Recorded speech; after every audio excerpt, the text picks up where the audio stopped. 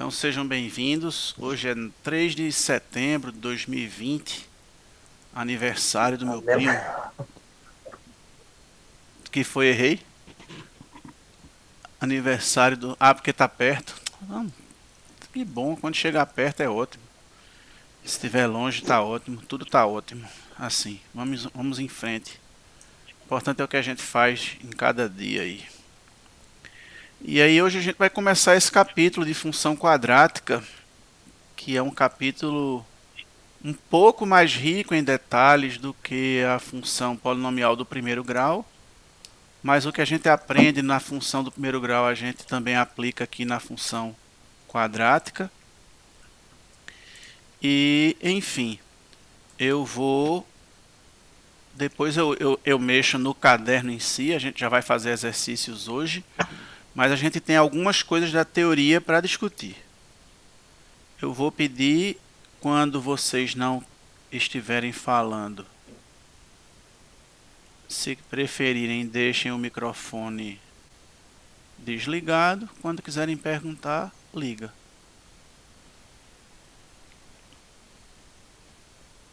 Certo? Quem quiser aparecer aí, pode aparecer, porque a maneira como eu estou gravando, vocês não vão ficar na gravação. Certo? Eu estou gravando, acho que vocês devem ter visto nos outros vídeos. Eu estou gravando de outra maneira para que vocês que aparecem na aula ao vivo não fiquem aparecendo na gravação. Só a voz de vocês que vai sair quando vocês perguntarem, mas o vídeo não. Então quem quiser aparecer, saiba disso. Tem uma outra câmera aqui que está me filmando para sair na gravação, e não essa que está filmando para vocês verem. Beleza? A gente estudou a função polinomial do primeiro grau, e nela a lei de formação é um polinômio do primeiro grau. F de x igual a ax mais b. Função afim, também chamada. A gente vai chamar de função quadrática a função cuja lei é um polinômio do segundo grau.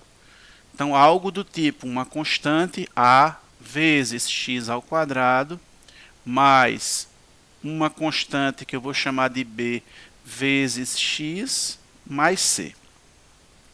Se a lei é desse tipo, desde que esse número a seja diferente de zero, obviamente, ela será chamada função quadrática ou função polinomial do segundo grau. Se a gente for começar a investigar como é o gráfico da função quadrática, como obter raízes, como a gente fez também com a função polinomial do primeiro grau, muita coisa a gente vai ter para desenvolver daí para frente. A gente vai começar a desenvolver algumas hoje. Hoje a gente vai aproveitar também para fazer uma visão panorâmica. Na próxima aula a gente entra em mais alguns detalhes. No final a gente retoma com uma revisão de tudo. Aí a gente consegue organizar todas as ideias na nossa cabecinha, certo? Esse coeficiente A aqui, que multiplica o x ao quadrado, ele é o coeficiente de x ao quadrado. Enfim, simplesmente ele é o coeficiente de x ao quadrado. Mas ele também pode ser chamado, nesse polinômio aí, de coeficiente dominante. Na verdade, só quem tem coeficiente dominante não é só polinômio do segundo grau, não. Todo polinômio, aquele coeficiente do termo em que o x está elevado ao maior expoente é o chamado coeficiente dominante. Tá? Esse aqui é o coeficiente do termo em x, não vai ter um nome especial para ele, é o coeficiente do termo em x, no caso em x elevado à primeira, e esse c aqui é o termo independente de x, ou simplesmente termo independente. Ao longo da aula, se alguma hora eu me referir ao termo a, ao coeficiente a, ao coeficiente b ou ao coeficiente c, entendam que é nessa ordem. Agora, numa questão, num problema, a gente tem que ficar ligado para ver se por um acaso ele não está usando outras letrinhas, que aí a gente vai ter que fazer os ajustes óbvios, né? A gente vai ter que fazer os ajustes óbvios. São exemplos de funções quadráticas, ou pelo menos de leis de formação, porque uma função ela não se define só pela sua lei de formação. Y igual a x ao quadrado, f de x igual a x ao quadrado. Eu preciso dizer quais são os possíveis valores que o x assume. Então eu preciso dizer quem é o domínio, quem é o contradomínio, para poder de fato saber qual é o gráfico. Porque às vezes você tem a mesma lei, mas aí dependendo do domínio o gráfico é só um trecho ou outro trecho. Feito a gente fez muito nos últimos probleminhas de função do primeiro grau, né, que a gente tinha um trecho que era uma regra, no outro trecho era outra regra, no outro trecho era outra regra. Então cada regra ficava limitada a um intervalo de domínio. Mas, tirando isso, eu posso ter aqui uma função quadrática do tipo f de x igual a x ao quadrado, que é uma vez x ao quadrado. Aí aqui esse a seria 1, esse b seria 0, e esse c seria 0 também. 1x ao quadrado mais 0x mais 0. Eu poderia ter aqui f de x igual a menos 3x ao quadrado mais 9, que aí o a daqui seria menos 3, o b seria 0, porque ficou 0x, e o c sendo 9. Posso ter, sei lá, g de x igual a 4x ao quadrado menos 8x, e aí o a é 4, o b é menos 8 e o c é 0. Posso ter também sei lá, h de x igual a 2x ao quadrado menos 3x menos 10. Que aí o a é 2, o b é menos 3 e o c é menos 10. Então, eu queria começar essa brincadeira estudando com vocês. Eu vou abrir aqui o GeoGebra, rapidinho, só para estudar com vocês um pouco essa que é talvez o caso mais simples que tem de função quadrática, que é associar um número x ao seu quadrado. Então, para cada x existe o quadrado de x, x ao quadrado, né? E aí, como é que vai ficar isso aí? Que propriedades a gente vai ver disso? Vamos estudar aí algumas coisas, algumas coisinhas sobre a função quadrática. Me deixe trazer aqui para vocês, por mais que eu já tenha isso pronto. Eu vou querer mostrar aqui para vocês o passo a passo, mas eu vou ser objetivo, certo? Eu não vou me demorar muito aqui, mas o que eu vou fazer aqui já acelera. Deixa eu colocar aqui uma planilha também, porque a gente estuda aqui as variáveis x e y. É bom fazer isso, a gente fez já nas outras, certo? Antes eu nem vou colocar o gráfico, a princípio eu nem vou colocar o gráfico, mas eu vou escolher um botãozinho desse aqui, como se fosse um botão de volume para ser o meu A. Ele está variando de menos 5 a 5, mas assim, ele pode ser qualquer número real, desde que não seja 0. Vou colocar um outro botãozinho aqui para ser o meu B, e um outro botãozinho de volume aqui para ser o meu C. Na verdade, eles são chamados de parâmetros aí. São variáveis, mas não são as variáveis x e y da função. Para cada valor de A, de B e de C, eu quero ter uma função, y igual a ax ao quadrado mais bx mais c. Se eu posso variar o A, variar o B, variar o C, aí eu já vou ter assim uma família das funções quadráticas que eu posso ter. Nesse caso, o A está 1, o B está 1 e o C está 1, mas eu vou colocar assim, A igual a 1, B igual a 0. Eita, ele nem botou variando do jeito que eu queria, eu esqueci de colocar. Parariri, pararirá. Ctrl E. Eu vou botar aqui o A variando a cada 0,1. Esse é o A. Tá? Cadê o B? Número A. Poxa. Cadê as propriedades?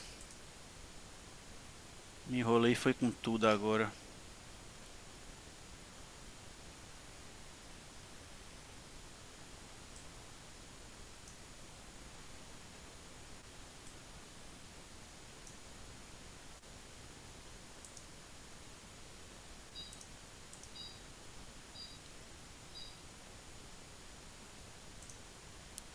Propriedades. O número B, eu também quero que ele varie a cada 0,1. E o C, eu também quero que ele varie a cada 0,1. Eu achei que ele já ia fazer isso, sabe? Que é mais ou menos era o padrão. Mas vamos lá. B igual a 0, C igual a 0. A é igual a 1, B é igual a 0 e C é igual a 0, ok? Aí eu vou aqui definir uma função que a cada valor de x associa o valor a vezes x ao quadrado mais bx vezes c. E eu vou escolher alguns valores para x aqui. Ó. Vou escolher aqui menos 4, menos 3, vê lá, menos 2, menos 1, 0, 1, 2, 3, 4. Vou pegar esses valores para x aqui. E quem vai ser o respectivo y? O respectivo y vai ser igual a vezes esse x ao quadrado, quer dizer, ele vezes ele mesmo, mais b vezes esse x, mais c. E vou dar Enter, tufo. Aí ele já fez a conta considerando que o a é 1, que o b é 0, que o c é 0. E aí eu vou fazer o mesmo para os outros pontos. E aí o GeoGebra me deu aqui alguns pontos que compõem o gráfico da função. Tá? Eu tenho aí alguns pontos que compõem o gráfico dessa função. E aí eu vou querer com vocês,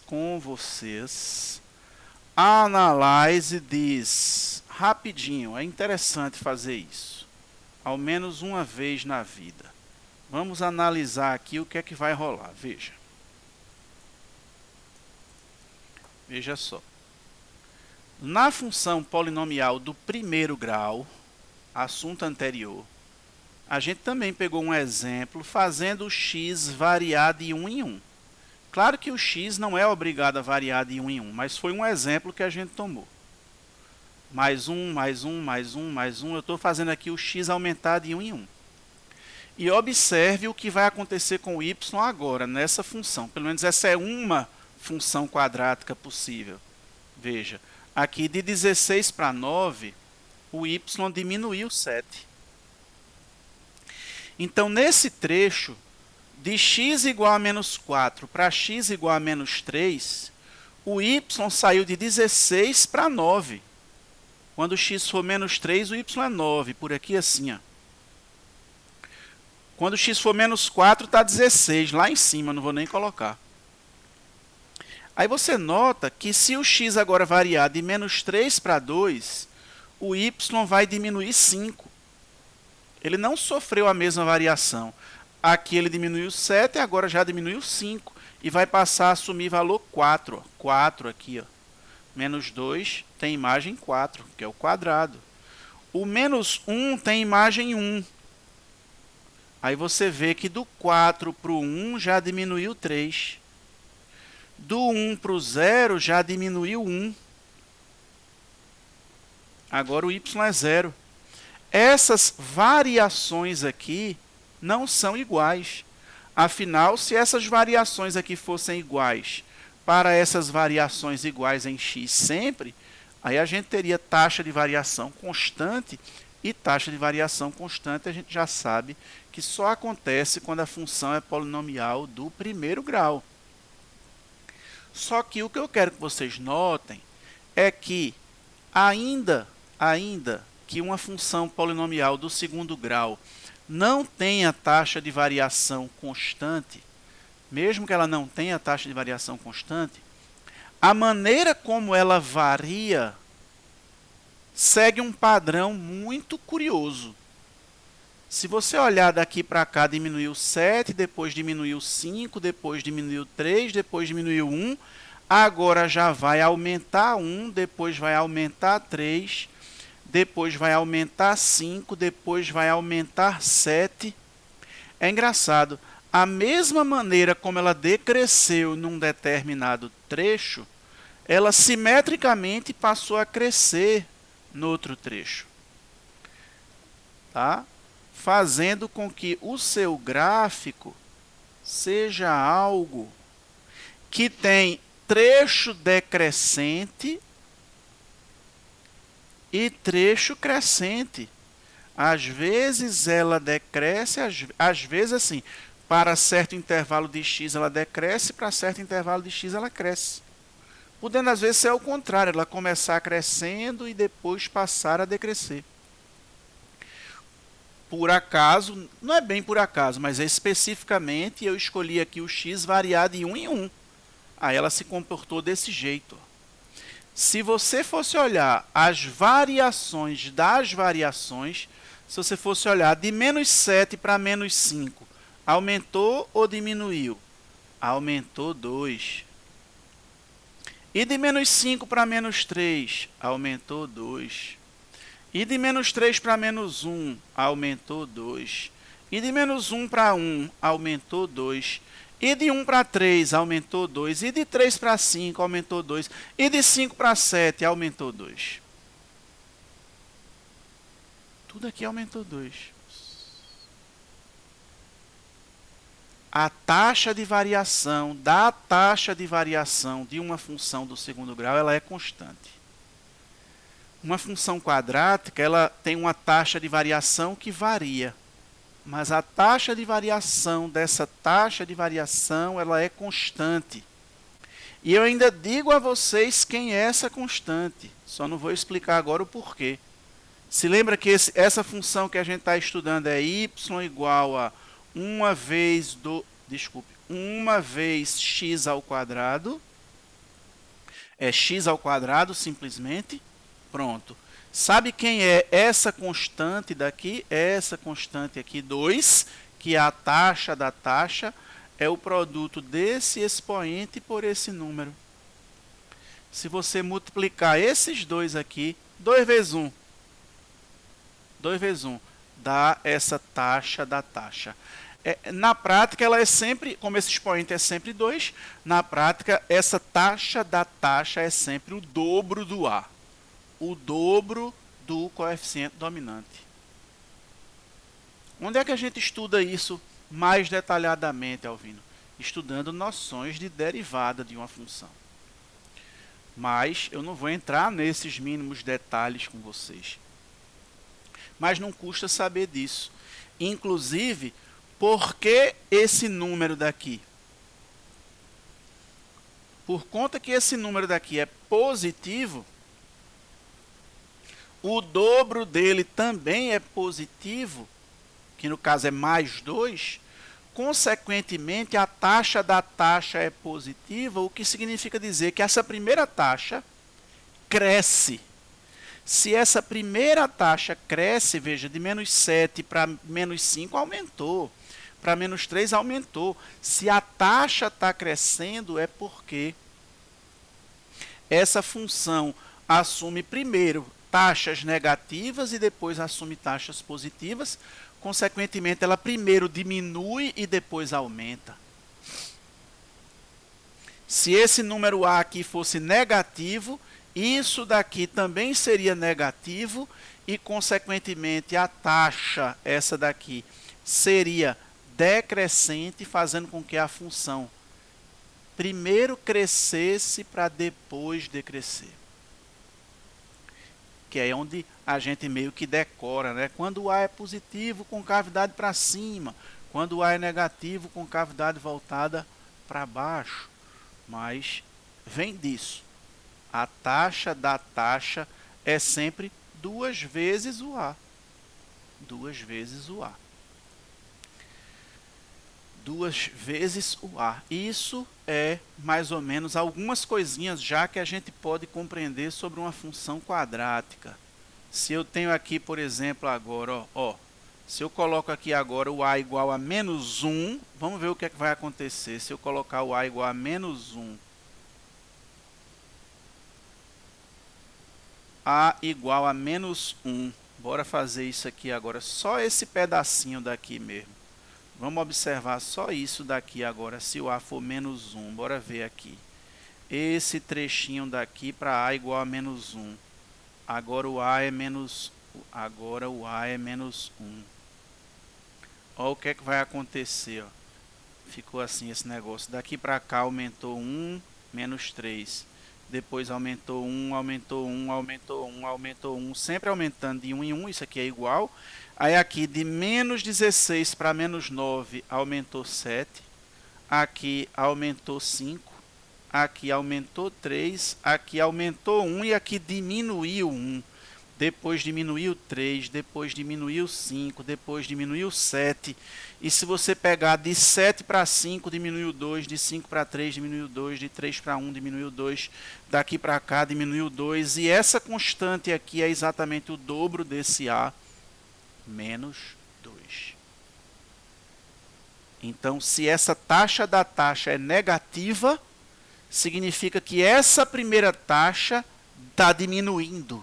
Se ela está diminuindo é porque ela primeiro é positiva, consequentemente a função cresce, e depois ela é negativa, consequentemente a função decresce.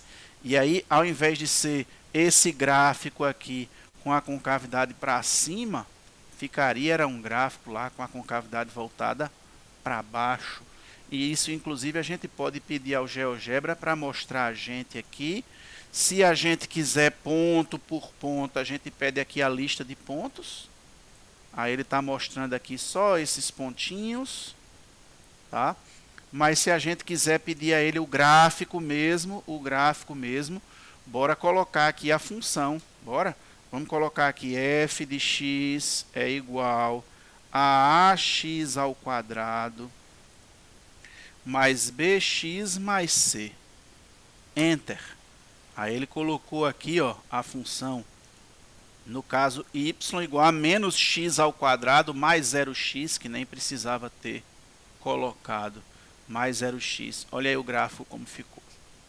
O gráfico de uma função quadrática é uma curva que possui um eixo de simetria, tá?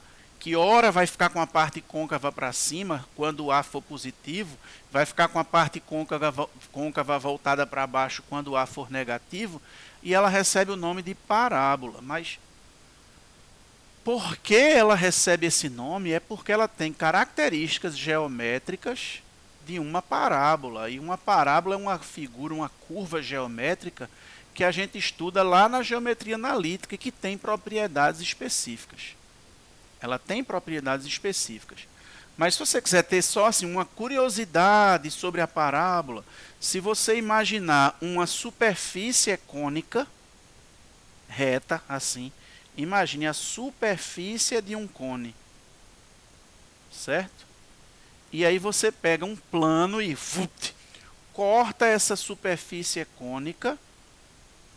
Se você fizer isso paralelamente a uma geratriz, tá? O corte que vai aparecer aqui, quando você tirar, por exemplo, um pedaço, separa os dois pedaços. Se você chegar e apagar essa parte daqui, certo? Se você chegar e apagar, é porque esse software apaga com tudo. Se você chegar e apagar essa parte daqui, tá?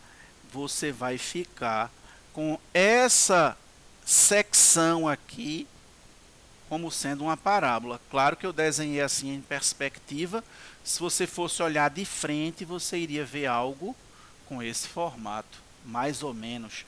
Mas não basta parecer uma parábola para ser, não. Ela tem que ter uma equação que corresponda à equação de uma parábola. Só que não é objetivo desse capítulo estudar especificamente a parábola.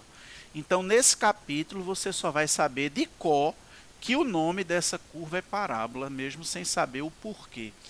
E possivelmente, a não ser que você queira A mais, você vai ficar sem saber por que o nome era parábola. Porque as cônicas em geometria analítica já não aparecem mais na grande maioria dos vestibulares. No Enem, por exemplo, não aparece. Certo? Só que aí vamos voltar lá para o GeoGebra para eu comentar algumas coisas com vocês. Quando a gente mexe no valor de A, se ele é negativo, a concavidade é para baixo. Zero não pode, tá? Se for zero, fica uma função constante. Isso nem é uma função polinomial do segundo grau. Mas enfim, mesmo que se o B não fosse zero, ficaria até uma função do primeiro grau. Mas se o A for zero, deixa de ser do segundo grau. Então o A tem que ser diferente de zero para poder isso ser uma função do segundo grau, tá? Aí beleza. Variando o valor de A, especificamente o A, essa parábola vai ficando mais fechada. À medida em que eu aumento o valor absoluto de A, ela fecha mais. À medida em que eu diminuo esse valor absoluto de A, ela abre mais. Deixa eu deixar o B igual a zero e o C igual a zero para você ver isso com mais facilidade. Ó. O A está aqui, ó. Aí eu vou aumentando o valor absoluto dele e ela vai fechando, fechando, fechando, fechando, fechando. Claro, por que ela vai fechando? Porque eu estou pegando o meu x ao quadrado e multiplicando por A. Não é A vezes x ao quadrado? Não é A vezes x ao quadrado, não é? Então, se é A vezes x ao quadrado, eu já sei que quando x for igual a 1, bote aqui, vai ficar 1 ao quadrado 1 vezes A. Então, o 1 sempre vai ter imagem A. Claro, se o B for 0 e o C for 0, entenda. Para esse exemplo aí, AX ao quadrado. Aí, se eu mudo agora o A para 3, a imagem do 1 já vai ter C3. A imagem do 2, que era 8, já vai passar a ser 2 ao quadrado, 4 vezes 3, 12. Aí, quer dizer, os valores de y vão ficando maiores, então ela vai ficando mais verticalizada. Quanto mais eu aumento aqui o valor absoluto de A, mais ela vai fechando. Quanto mais eu diminuo o valor absoluto de A, mais ela vai ficando aberta, mais próxima de um horizontal.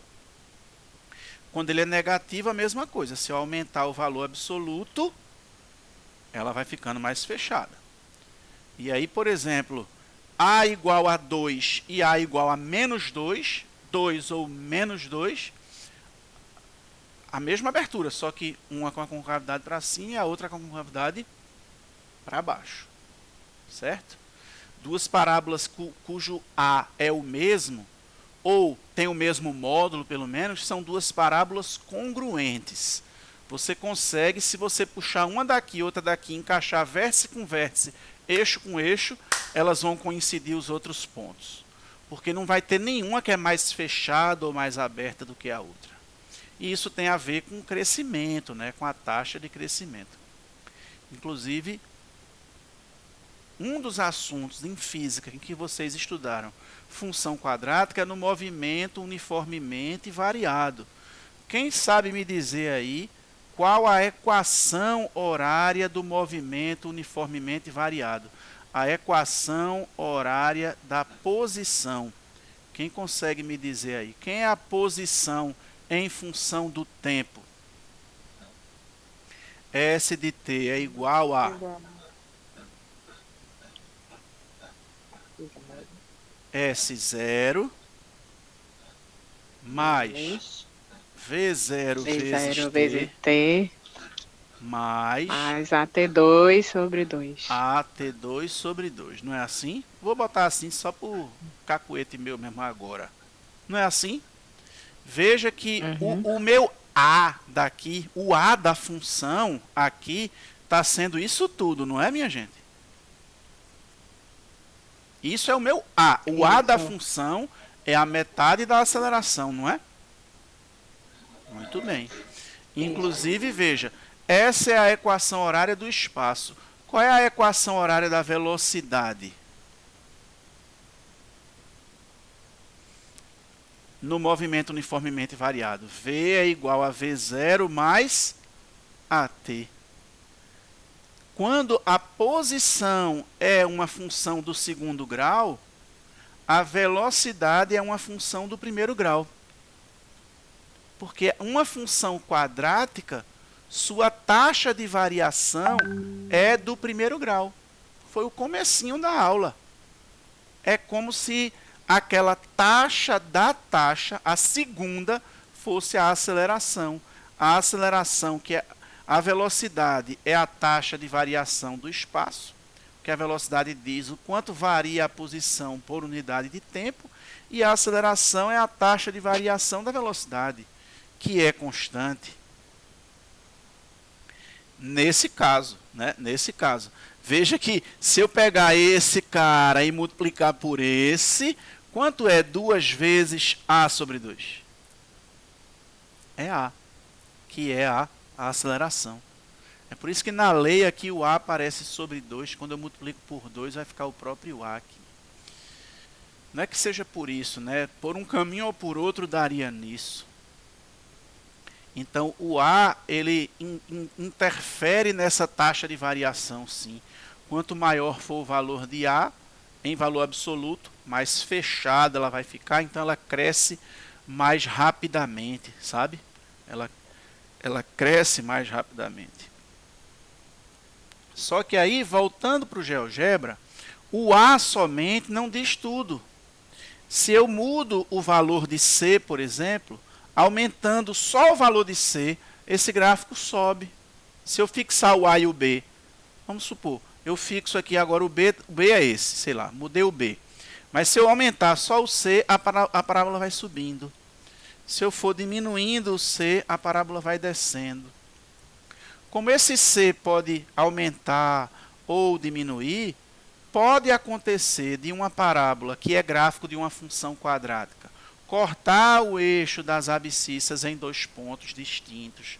Pode acontecer dela não cortar o eixo das abscissas. E pode acontecer dela cortar num ponto só, que não é esse o caso, mas enfim, se eu colocar aqui aquele B igual a 0 e C igual a 0, dá. Mas não são os únicos, eu vou ter infinitos aí. Eu posso colocar, sei lá, A igual a 1, B igual a menos 2 e C igual a 1, que também vai dar. Aí aqui está tangenciando, está tocando num ponto só. Mas se eu aumentar um pouquinho o C aqui, já não toca em nenhum. Se eu diminuir um pouquinho, já toca em 2. Ah, Alvino, e se eu quisesse descobrir que pontos são esses aqui, onde o gráfico corta o eixo das abscissas? Se eu quisesse descobrir que pontos são esses, eu já estou sabendo que o gráfico de uma função do segundo grau é uma parábola, já estou sabendo disso, tá? Eu já sei que ela pode ou não cortar o eixo das abscissas, beleza. Mas se ela cortar o eixo das abscissas, se por acaso ela cortar aqui o eixo das abscissas, como descobrir quais são esses valores de x aqui, para os quais o y é 0? Ora, se essa função é f de x igual a ax ao quadrado mais bx mais c, e eu quero saber onde o gráfico corta o eixo das abscissas, todo ponto do eixo das abscissas tem ordenada y igual a 0. Então, eu vou impor que o y seja 0. Quando eu fizer esse f de x ser 0, eu vou ficar com ax ao quadrado mais bx mais c igual a 0. E para descobrir quais são os valores de x que satisfazem a essa equação aqui, eu vou precisar resolver uma equação do segundo grau. Eu vou precisar resolver uma equação do segundo grau. E como é que eu resolvo uma equação do segundo grau? Como é que eu faço para resolver uma equação dessa? Vê. Um modo é aplicar a fórmula resolutiva da equação do segundo grau, que é o quê? A fórmula de Bhaskara. X igual a menos b mais ou menos a raiz quadrada de um número que é obtido a partir dos parâmetros b, c e a. B ao quadrado menos 4ac, se você lembra, sobre 2a. Pronto, você vai aplicar essa fórmula. Esse número que aparece aqui no radicando, ó, b ao quadrado menos 4ac, comumente é chamado de delta. Delta é o discriminante, b ao quadrado menos 4ac. Enfim, se você quiser descobrir quais são essas raízes, você vai resolver a equação do segundo grau. E se quiser resolver a equação do segundo grau, um caminho é aplicar a fórmula de Bhaskara. Agora, se quiser saber de onde vem essa fórmula de Bhaskara, ou como chegar à resolução de uma equação do segundo grau, sem precisar decorar essa fórmula de Bhaskara, tem como? Tem. Para qualquer caso, tem. Tem alguns casos que podem ser mais fáceis, dá para você fazer uns testes, mas qualquer caso tem como você resolver sem fórmula. Só que você vai ter que raciocinar mais. O que é que eu vou fazer? Eu não vou agora falar sobre a equação do segundo grau. Porque senão se eu quiser detalhar tudo que eu posso detalhar sobre a equação do segundo grau, aí eu vou me concentrar muito na equação do segundo grau e a gente vai meio que se perder que a gente está estudando a função do segundo grau em si. Aí posteriormente eu digo, olha, vamos nos aprofundar na equação do segundo grau aqui, fazendo isso. Vamos aqui, aí eu vou em detalhe aí para quem quiser, porque aí quem não quiser pode continuar só com a fórmula e resolvendo na boa, sem problema nenhum. Certo? Então, para obter os valores de x, para os quais o y é zero, as raízes ou os zeros da função, você vai resolver a equação polinomial do segundo grau, formulazinha de Bhaskara. Fechei meu WhatsApp aí, se alguém do curso, acho que a essa altura ninguém vai mais perguntar nada lá não. Você pode pedir ao GeoGebra aqui também, é verdade, mas não é isso que a gente quer.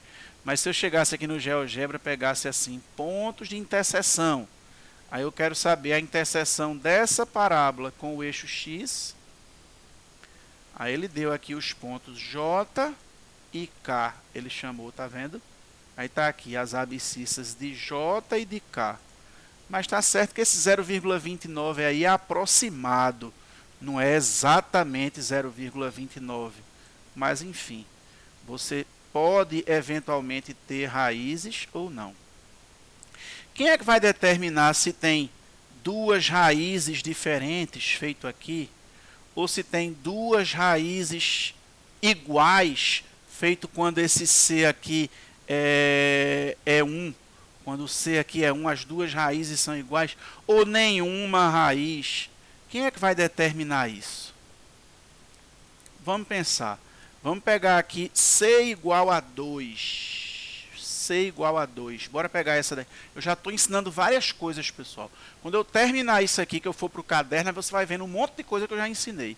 Vamos pegar esse aqui. F de x igual a x ao quadrado menos 2x mais 2. Vamos pegar aqui. F de x igual a x ao quadrado menos 2x mais 2. Bora para cá.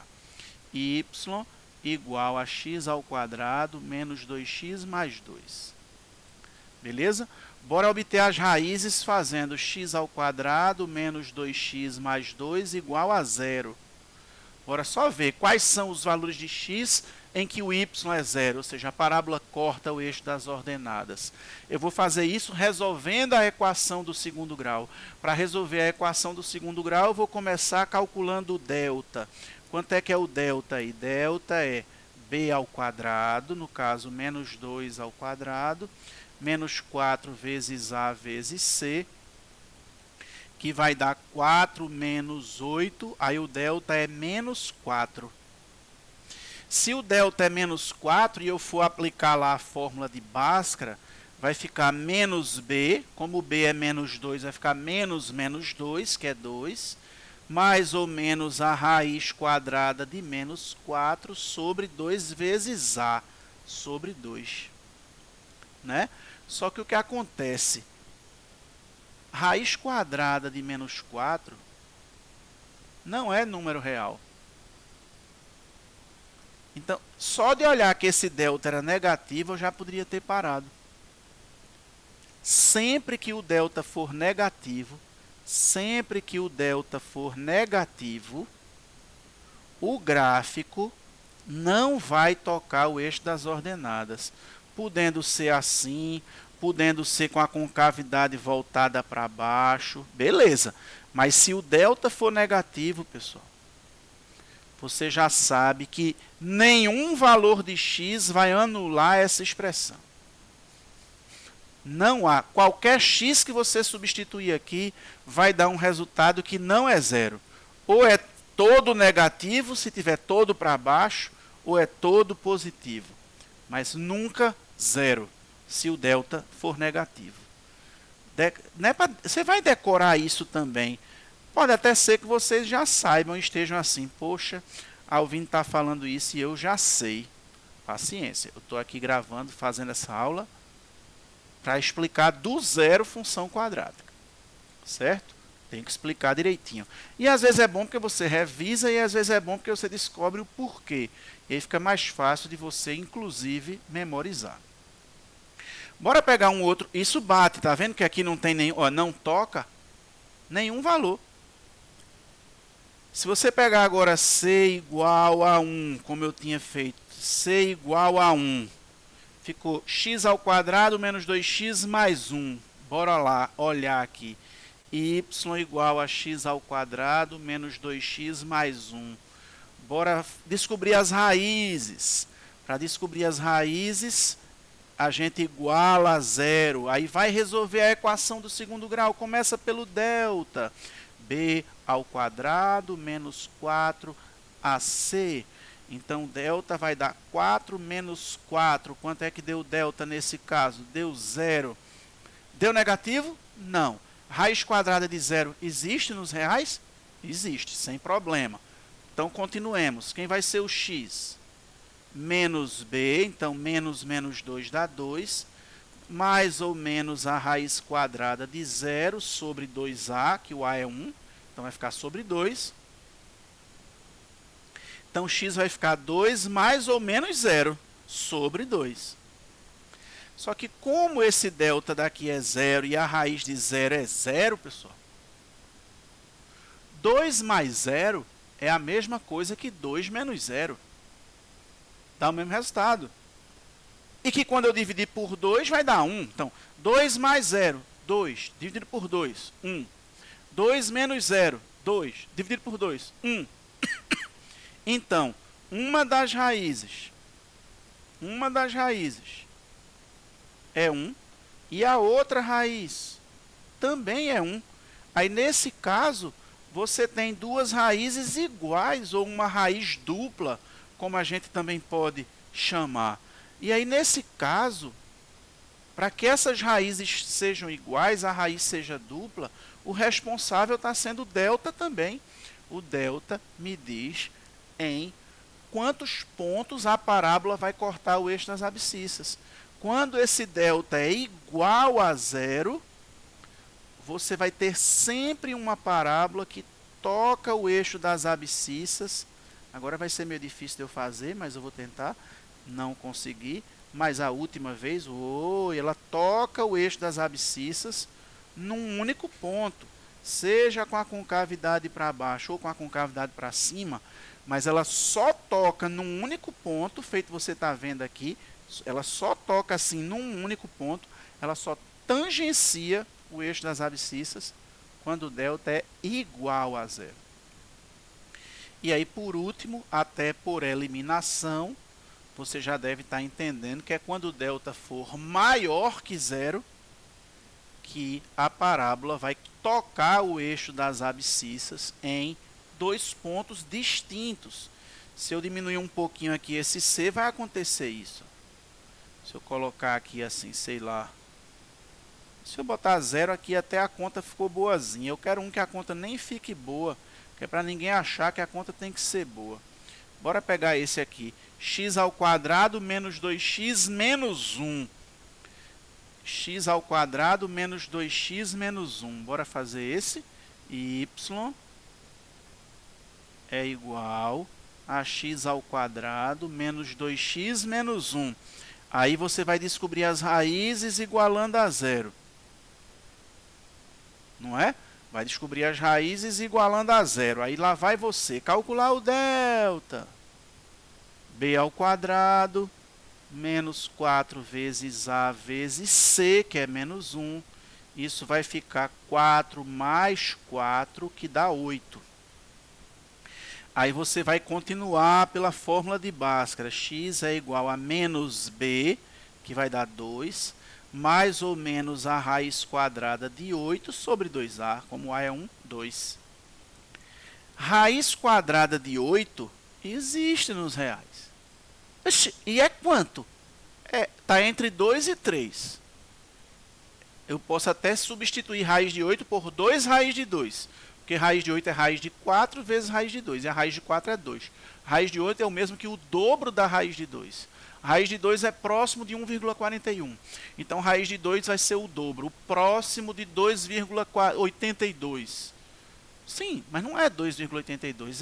É raiz de 8. Sim, Alvino. E quais vão ser as raízes? Uma delas vai ser 2 mais raiz de 8 sobre 2. E a outra vai ser 2 menos raiz de 8 sobre 2. Se você quiser arrumar, até você pode para esse caso, né? Porque raiz de 8 é 2 raiz de 2. Aí você pode dar uma arrumada aqui e vai acabar ficando aqui com 1 mais raiz de 2. Foi mal, eu já ia botando 3. 1 mais raiz de 2. E essa daqui, 1 menos raiz de 2.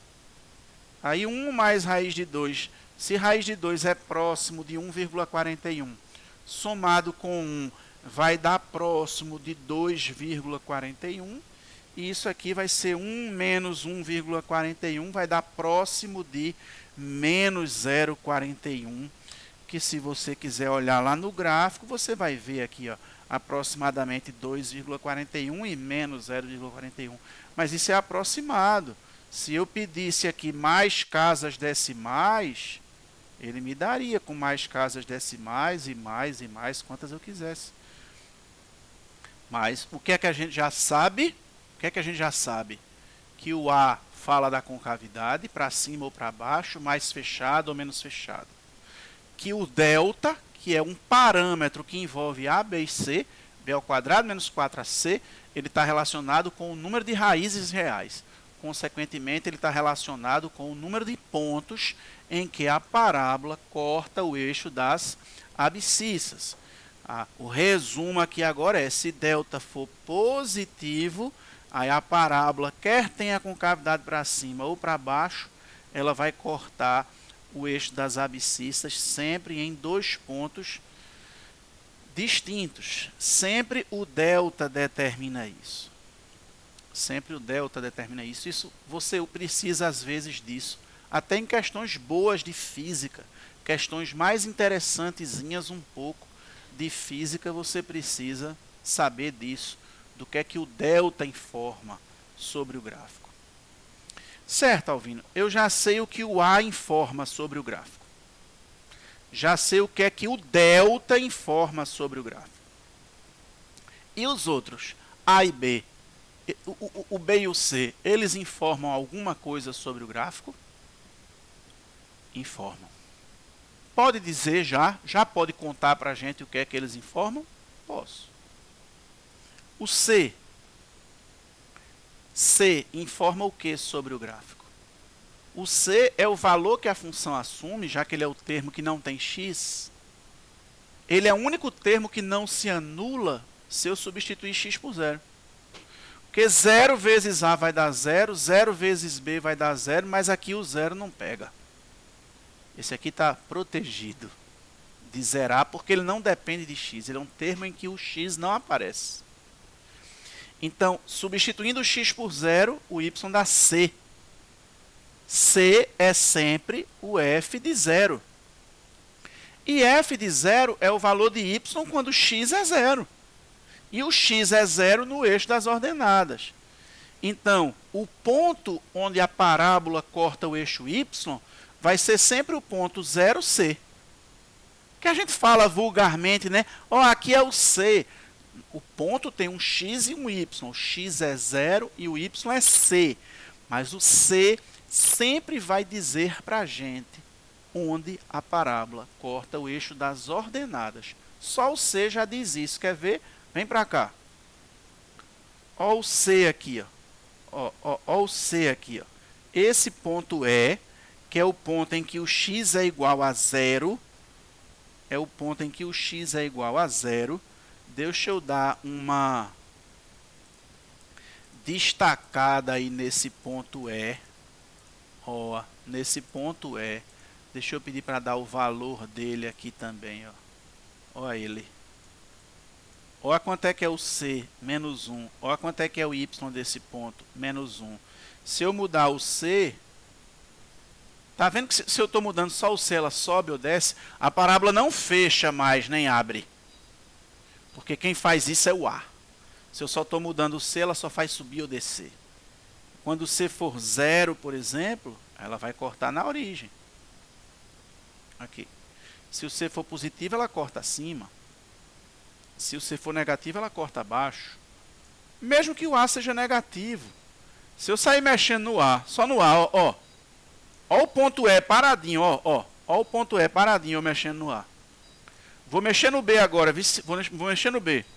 Ó o ponto E paradinho. Porque só quem determina que ponto é esse é C.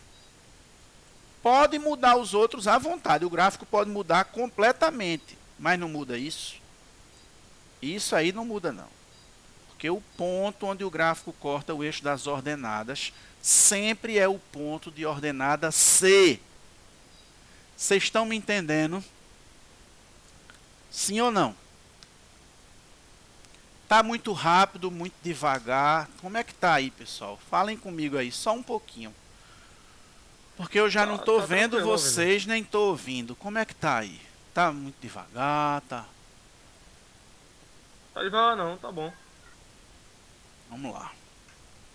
Eu sei que vai variar de uma pessoa para outra. É só cada um pode dizer.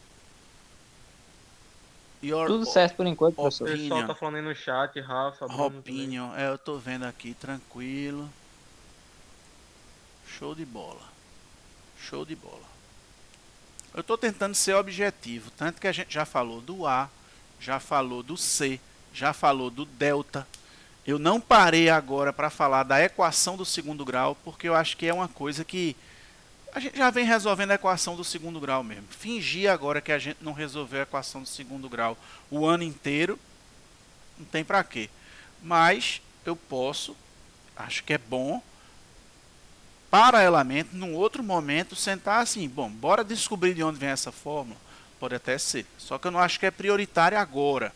Senão a gente demora muito numa coisa e perde o que é o objetivo prioritário. Ô Alvino, e o B quer dizer o quê, hein?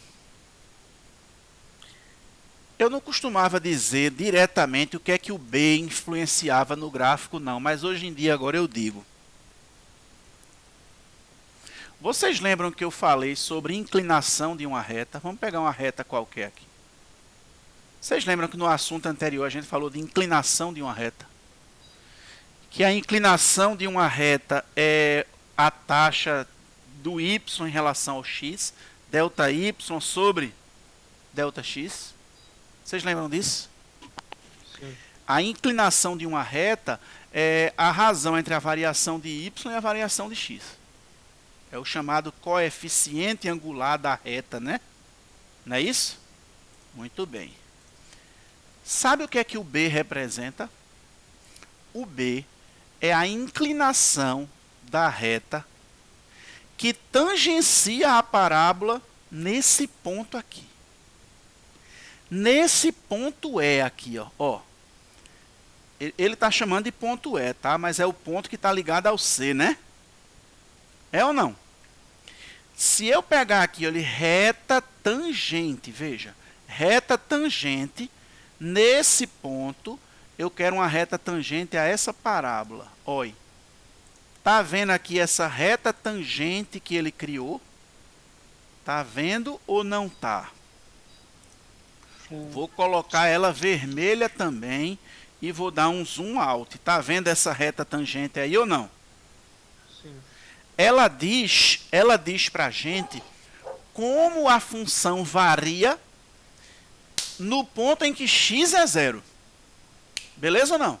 Ela diz como a função cresce ou decresce exatamente onde x é zero. Por exemplo, ó, se eu mudar o b, tá vendo a reta ficando menos inclinada? Olha. Olha se o b for zero. E se o b for negativo? Eita, rapaz. Então o b tem a ver com a taxa de variação da função, quanto ela cresce ou decresce no x igual ao zero. No x igual a zero, como é que ela varia?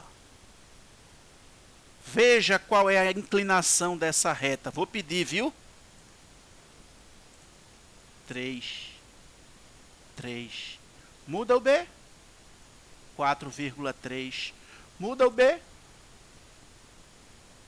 0. Muda o b? Negativo. Então, o que é que isso me diz na prática, assim, para eu ser bem rápido nas questões?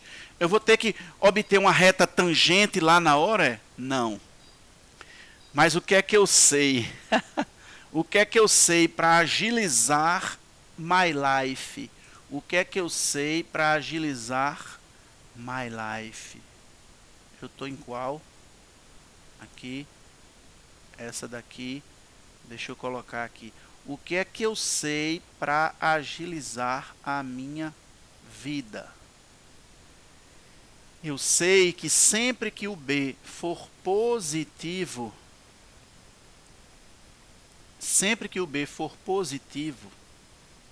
não importa se o a é positivo ou se o a é negativo. Okay? Quem determina é o a. Mas sempre que o b for positivo, eu já sei que o eixo y vai ficar exatamente no trecho em que a função cresce.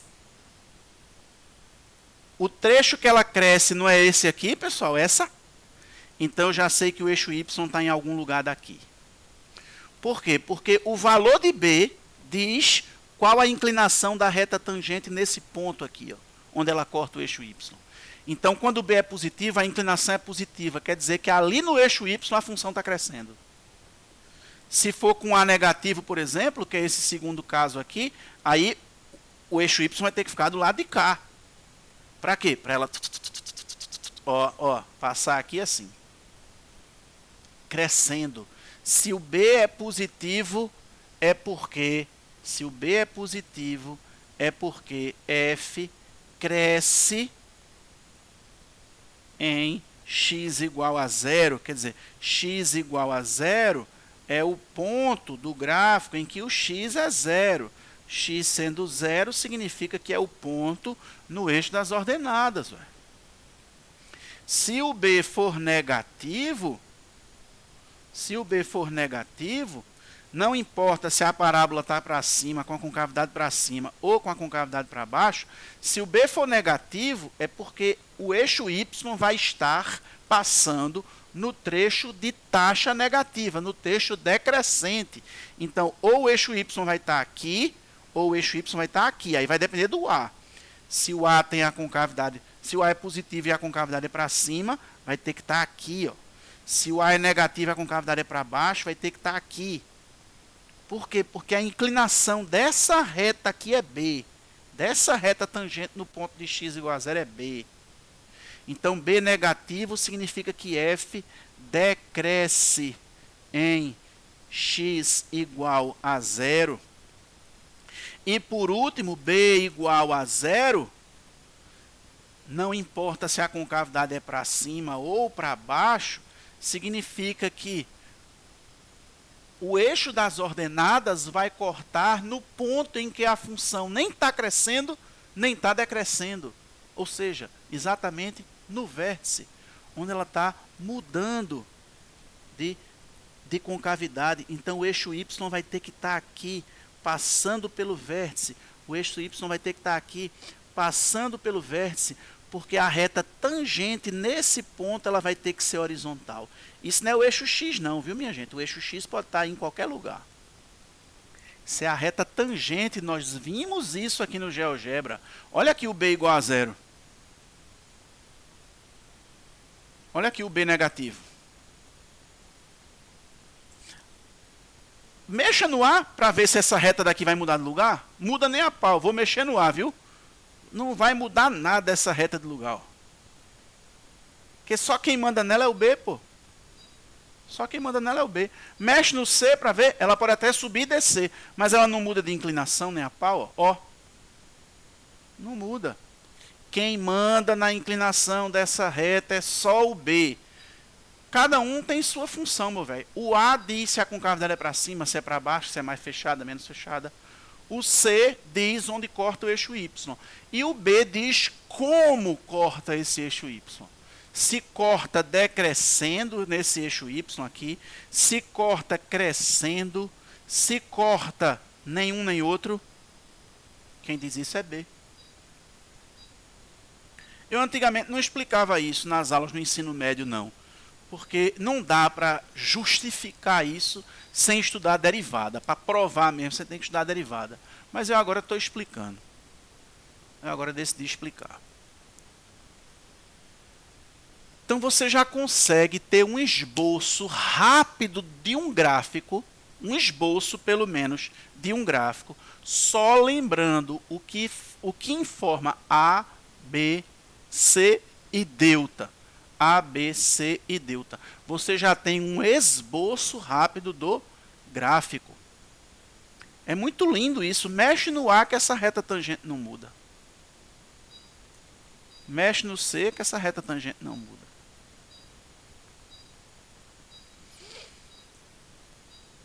Inclusive lá no IF, eu estou pegando uma disciplina agora, remotamente, de matemática 7, que é uma disciplina de noções de limite, derivada.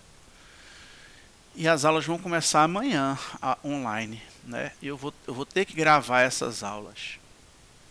Aí, caso algum de vocês tenha interesse de eu mandar o link para vocês assistirem depois que a aula rolar, vocês me dizem. Caso vocês queiram pelo menos ter um pouquinho de noção mais sobre derivada. Certo? Mas aí vejam as prioridades de vocês, se realmente é um momento, se compensa ou não. Não é legal isso, minha gente? Vê quanta coisa a gente aprendeu agora, né? A, B, C, delta. A, B, C, delta. Bora fazer um apanhado geral, uma geral. Sabe onde é que eu vou fazer essa geral? No caderno. Função quadrática. Veja. Função quadrática. Aí ele mostra, dá aí alguns exemplos para ver que é uma parábola. A positivo com cavidade para cima, A negativo com cavidade para baixo. O delta positivo vai cortar em dois pontos distintos. Delta igual a zero só num ponto. Delta negativo. Tá errado. Ah, não, aqui é o A. Delta negativo em nenhum ponto. Aqui tem uma demonstração da fórmula de Bhaskara, mas eu queria fazer de um jeito mais detalhado ainda. Isso aqui eu vou explicar daqui a pouco, que são as coordenadas do vértice. E aqui ele diz, esboce os gráficos de funções cujas leis de formação são dadas abaixo. Veja, ele agora vai dar a lei e com a lei pede o gráfico. E a gente já vai fazer um esboço do gráfico. A única coisa que vai ficar faltando são as coordenadas do vértice. E aí eu vou obter essas coordenadas do vértice depois. Aí eu faço essa questão 1, explico coordenadas do vértice, e aí vocês obtêm os vértices dessas 4 aqui, que vai ser legal. Tá? Mas veja como a gente fica rápido em esboçar gráfico. Só me deixa fazer o seguinte, antes de fazer esses daqui, eu queria que vocês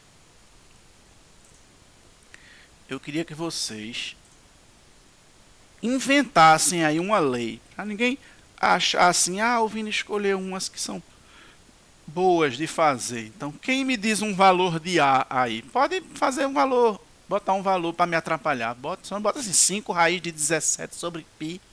Mas também se botar eu desenrolo. Vá. Diga em um A. Positivo ou negativo, tanto faz. Bruno falou 5. 5. 5x ao quadrado. Outra pessoa agora diz um valor de B. Ou positivo ou negativo? Menos 4. Menos 4x, então. Nada não. Alguém agora diz um valor de C. 7. Mais 7. Muito bem. 5x ao quadrado menos 4x mais 7. Quando vocês forem fazer um esboço, um rascunho do gráfico de uma função quadrática, vocês vão seguir a ordem alfabética. A, B, C, delta. Ordem alfabética. Fica mais fácil. Coincidentemente, ficou mais fácil. Ainda bem que funcionou ser essa ordem alfabética. Então, eu começo olhando para o A. O A é 5. Concavidade para cima ou para baixo? Para cima. Para cima. Então, eu vou e desenho uma parábola com a concavidade voltada para cima. Mas, Alvino, como é que você sabe se é mais fechado do que isso ou menos? Não tem problema, desenhe de qualquer jeito, isso é só um rascunho. Você só está interessado em saber onde essa função decresce, onde é que ela cresce. E tudo isso você vai saber nesse esboço. Se você precisar de algo milimétrico, você usa um software para fazer para você. Aí vamos lá, agora vamos para o B. O B é menos 4. Se o B é negativo, significa o quê? Significa que o eixo das ordenadas,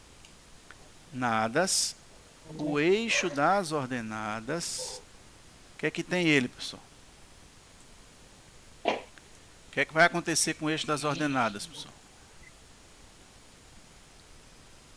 Quando o B é negativo, o B não diz a inclinação da reta tangente no ponto onde corta o eixo Y, então isso significa que o eixo Y, vamos botar o eixo Y aqui nessa régua, o eixo Y vai pegar aqui nesse trecho decrescente da função ou no trecho crescente da função?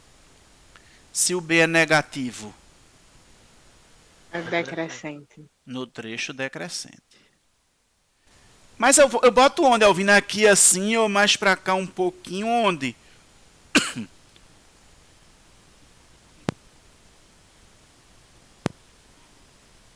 Isso é só um rascunho, né? Qualquer lugar, porque é só um esboço. Você só quer ter uma noção do gráfico. Aí você o eixo Y. Você está aí com o eixo Y. Beleza. Eixo Y. E esse C daqui, o C, ó, a ordem alfabética, o C é 7. Então você já sabe que aqui é 7. Ponto 07.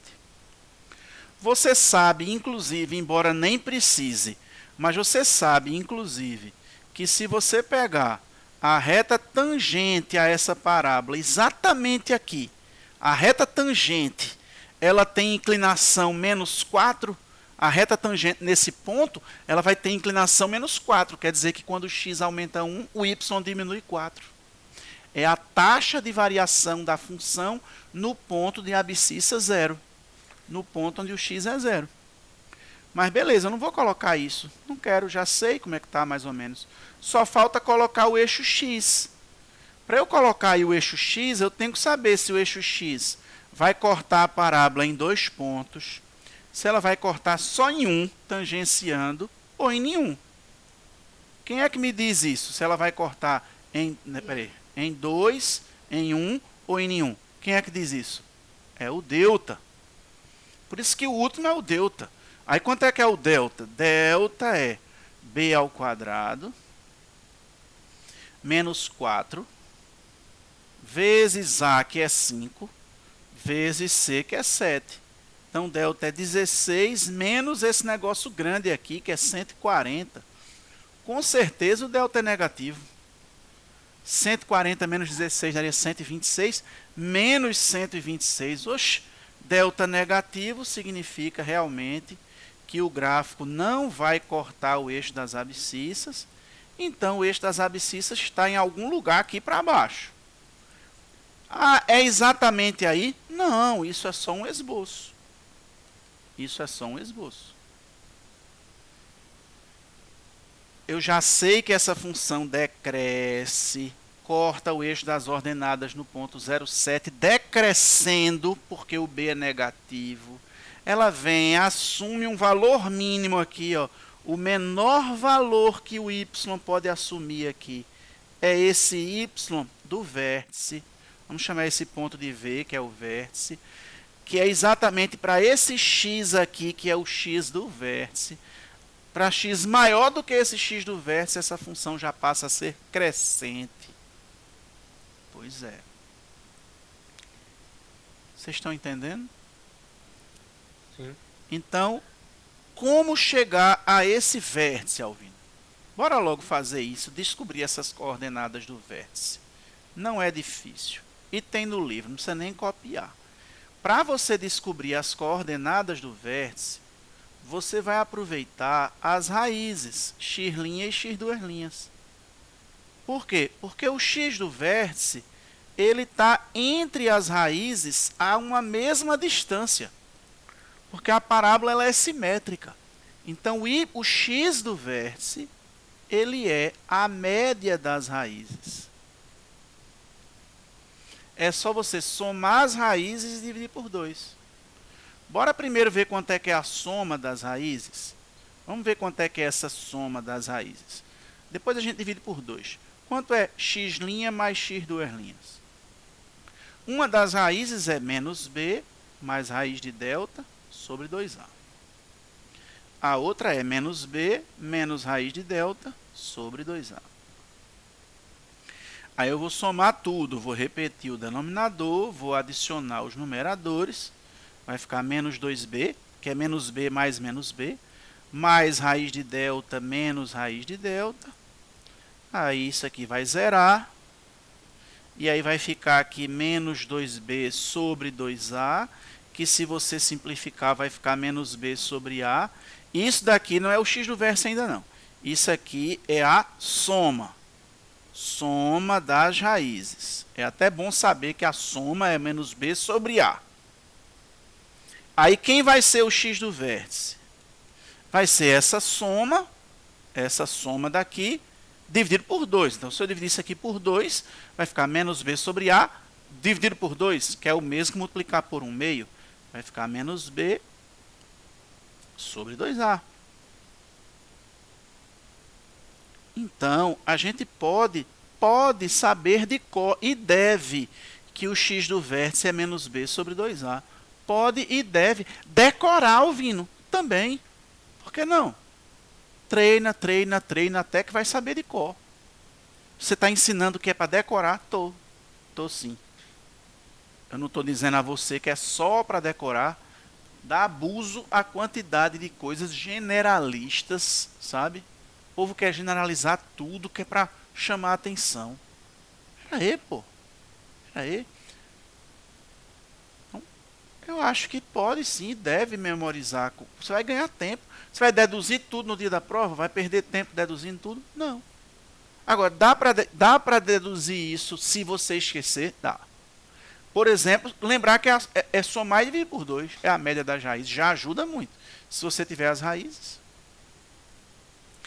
Tem gente que diz assim, ô Alvino, mas e se não tiver raízes, feito é aqui? Esse gráfico aqui mesmo, não tem raízes reais. Se não tem raiz, como é que eu vou somar e dividir por 2? Compreendo. Eu compreendo que tem casos que a raiz não existe, beleza? Não existe. Mas não sei se vocês concordam comigo. Se eu tiver uma função, se eu tiver aqui uma função, que não tem raízes reais, mas eu mudo o c dela, só o c, até que tenha. Eu mudo o c, aumentando ou diminuindo, até que o gráfico corte o eixo das abscissas. O vértice muda de lugar? O vértice muda de lugar? Não. Quer dizer, o x do vértice não muda de lugar, o vértice muda. Mas o x do vértice muda? Não. Veja quem é o x do vértice. o x do vértice é x igual a menos b sobre 2a. Então, o x do vértice é esse aqui. Mesmo que eu mude o c, ele continua o mesmo. Tá? Se eu mexer aqui, ele continua o mesmo. Então, mesmo que ela não tivesse cortando o eixo x, eu poderia mudar o c até que alguma outra função com o mesmo a e o mesmo b, mudando só o c, cortasse. Aí eu calcularia a média das raízes dessa outra, teria o x do vértice dessa outra, que é o mesmo dela. Então, relaxa, não importa se ela tem ou não raízes, o x do vértice é esse. Tá ouvindo? E o y do vértice? Para chegar ao y do vértice, é só eu chegar aqui na lei de formação e substituir o x pelo x do vértice. Só que eu não vou fazer isso nessa função. Eu vou fazer no caso geral. No caso geral, y igual a f de x, que é igual a ax2 mais bx mais c. Eu vou chegar nessa função daqui e onde está o x, eu vou tacar essa expressão. Porque aí, substituindo o x pelo x do ponto que é vértice, o y correspondente será o y do vértice. Então, o y do vértice é a imagem do x do vértice. Que no caso vai ser a vezes x do vértice ao quadrado, mais b vezes x do vértice, mais c. Tá vendo? Ó? Onde tem x, eu pus x do vértice. Mas quem é esse x do vértice? Menos b sobre 2a. Só que aqui está elevado ao quadrado, multiplicado por a. Aqui está multiplicado por b. Aqui está o c. E aí lá vou eu fazer conta. Menos b ao quadrado é o mesmo que menos b vezes menos b, que vai dar b2. 2a ao quadrado dá 4a2, eu vou botar assim. 4a ao quadrado. Aqui vai ficar b vezes menos b, vai ficar menos b ao quadrado sobre 2a, mais c. Aí eu vou dar uma organizada, veja só, ó, esse a vai dar ali com um desses. Fiquei assim com b ao quadrado sobre 4a, menos b ao quadrado sobre 2a mais c. Vou continuar, viu? Então, quem vai ser... Isso tudo é o y do vértice. Quem vai ser ele? Calcula o MMC dos denominadores aqui para colocar isso numa fração só. 4a dividido por 4a dá 1 vezes b ao quadrado dá b ao quadrado. 4a dividido por 2a dá 2 vezes isso aqui vai ficar menos 2b ao quadrado. 4a dividido por 1 dá 4a vezes c dá 4ac. E aí vai ficar menos b ao quadrado mais 4ac sobre 4a. E quem é menos b ao quadrado mais 4ac, pessoal? Quem é menos b ao quadrado mais 4ac? Delta. Menos delta, né? É o menos delta, porque delta é b ao quadrado menos 4ac. Isso aí é o oposto de delta, né? Então, isso é menos delta dividido por 4a.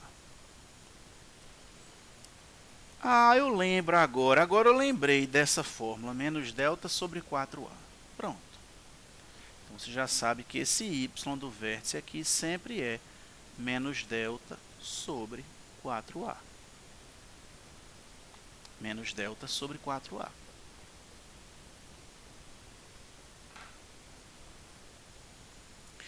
Que, inclusive, uma coisa curiosa, né? Se você olhar para essa expressão daqui, você pode desmembrar ela assim, ó. Menos b ao quadrado sobre 4a, mais 4ac sobre 4a. Separar em duas frações, como se fosse voltar para aqui. Aí ia cortar isso. Ia ficar menos b ao quadrado sobre 4a mais c. É a mesma coisa. É como se eu fizesse a soma de frações só aqui e deixasse esse C sozinho. Você vê que nessa expressão o C aparece aqui multiplicado por 1. Se você mexe só no C, o y do vértice vai ser mexido do mesmo jeito. Se o C era 1 e passar a ser 2, aumentou 1. O y do vértice vai aumentar 1. Se o C aumentar 3, o y do vértice vai aumentar 3. O y do vértice sempre varia o mesmo número de unidades que o C varia, se só o C variar. Se você olhar no gráfico, tem sentido isso. Porque quando o C varia, o gráfico só sobe ou desce. E sobe exatamente o quanto o C sobe. O C está aqui, é 1. Quando eu aumentar para 2, esse daqui vem para cá para o 2. Aumentou 1. E esse y do vértice aqui, que é... Cadê o y do vértice aqui? Não diz, mas eu poderia descobrir. Enfim, é só pegar aqui a interseção dessa reta com essa parábola. Interseção dessa parábola com essa reta. Está aqui o ponto L. Olha aqui o y do vértice. Se eu aumentar aqui de 1 para 2, vai aumentar 1. Isso aqui vai para 1,567. Quer ver?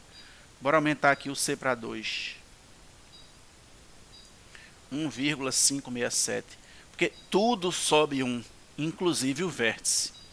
Aí o y do vértice sempre varia o mesmo que o C varia, se só o C variar. Note também que o x do vértice é uma fórmula que não tem C. Está vendo que na fórmula não tem C? No x do vértice? Nem poderia. Porque o x do vértice, o x aqui, o x do vértice, não depende do C, pô. Se eu mudar o C, ela sobe ou desce, mas o x, a abscissa vai mudar do vértice? Não. A ordenada até vai, o y vai, mas o x continua o mesmo. Se eu mexer no A, aí beleza, mexe no x do vértice. Se eu mexer no B, beleza, mexe no x do vértice. Porque o x do vértice depende tanto do B quanto do A. Mas o y do vértice depende do C, x do vértice não. Então são muitas coisinhas. Veja, tivemos aqui 1h30 de aula de teoria da função quadrática. 1h30 de aula. Tum, tum, tum, pá, pá, pá. Uma aula expositiva, é fato, vocês falaram pouco, ou quase nada. Mas não tem nada não. O importante é se vocês estão entendendo. Quando não entenderem, falarem. Não tem problema. As aulas mais, como é que se diz, interativas, podem ser outras, quando você já tem uma certa bagagem e vai tirando dúvida, perguntando. No Instagram do Murilo Gun, essa semana, ele falou um negócio interessante. O povo fica querendo inventar um jeito inédito de você fazer a aula mais personalizada do mundo. Aí ele diz, Platão já fazia uma aula personalizada. Sócrates fazia uma aula personalizada, que é o diálogo. Ele falou isso. Tem coisa mais imprevisível do que um diálogo. Só me lembra aquilo que eu digo a vocês, pessoal. O momento em que vocês precisam mais de mim ao vivo é um momento como aquela aula de dúvida que vocês trouxeram. É um momento em que vocês perguntem, vocês estão cheios de perguntas. E aí começa o diálogo, ninguém sabe onde isso vai dar. Ninguém sabe. Quando vocês começarem a perguntar, e eu vou dando respostas, a partir dessas respostas vão fazendo outras perguntas e você pode ter aulas completamente diferentes. Entrar numa turma ser uma aula, entrar numa turma ser outra, entrar numa turma ser outra. E ele diz assim, grava a aula, que é a parte que é mais informativa, grava. Deixa que as pessoas assistam. Assista aquela parte da aula que é mais informativa. Tome nota e anote os pontos que não entendeu. e aí passe para um encontro interativo de diálogo, você já consumiu o que poderia ser informado, discutido, não é nem discutido, mas explicado de maneira unilateral, vamos dizer. Por que não fazer isso? A gente não pega um livro e lê? Quando a gente está lendo, não é unilateral? Mas eu vou lendo, vou anotando, dizendo, rapaz, isso aqui não concordo não. Aí eu anoto. Isso aqui não. Quer dizer que ninguém aprende lendo um livro. Ninguém aprende vendo um filme. Ninguém aprende nada sendo unilateral. Aprende. Mas é como ele disse, o momento em que é imprescindível e é mais rico você estar ao vivo com o seu professor ou alguém que tenha mais conhecimento que você, não necessariamente sendo um professor oficialmente, é o momento em que você de fato está disposto a dialogar. Eu achei isso muito interessante o que ele disse. Muito interessante mesmo. Né? É feito, eu digo, assistam às aulas de geometria espacial que já estão gravadas. Que a gente vai ter uma aula para discutir, tirar as dúvidas de geometria espacial. Tirar as dúvidas não é só pegar o exercício que está lá e que você não fez. Quero que você faça, Alvino, eu vou lá fazer. Não. É perguntar, ô Alvino, e isso? Ô Alvino, e aquilo? Ô Alvino, e aquilo outro? E se fosse assim, Alvino? E aí a aula vai mudando de rumo. E aí cada turma vai tendo uma aula completamente diferente da outra. Beleza? Vamos voltar lá para os exercícios, então. Vamos voltar lá para os exercícios.